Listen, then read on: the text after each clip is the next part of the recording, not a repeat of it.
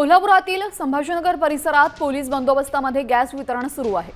भर उन्हात नागरिकांनी गॅस एजन्सी बाहेर लांबच लांब रांगा लागलेल्या आहेत। दरम्यान गॅस वितरण करत असताना कोणताही अनुचित प्रकार घडू नये यासाठी केंद्राबाहेर पोलिसांनी कडक बंदोबस्त ठेवलेला आहे। दरम्यान गॅस एजन्सी बाहेरून थेट आढावा घेतला आमचे प्रतिनिधी रणजित माजगावकर यांनी। पाहूयात।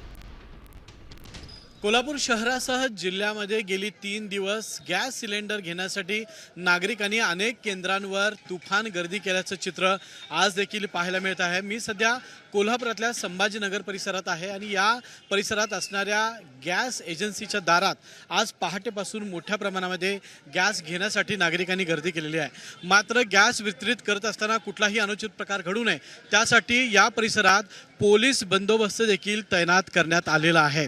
खरं तर आपल्याला गॅस वेळेत मिळावा यासाठी नागरिकांनी या परिसरात सलग 2 दिवस सकाळी रास्ता रोको आंदोलन केलं होतं। या परिसरात वाहतूक कोंडी मोठी निर्माण झाली होती।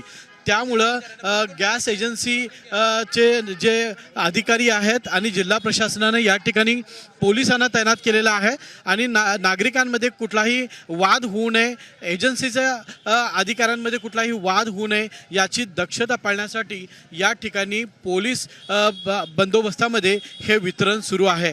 कॅमेरामन सचिन सावंत सोबत मी रणजित माजगावकर, साम टीव्ही, कोल्हापूर।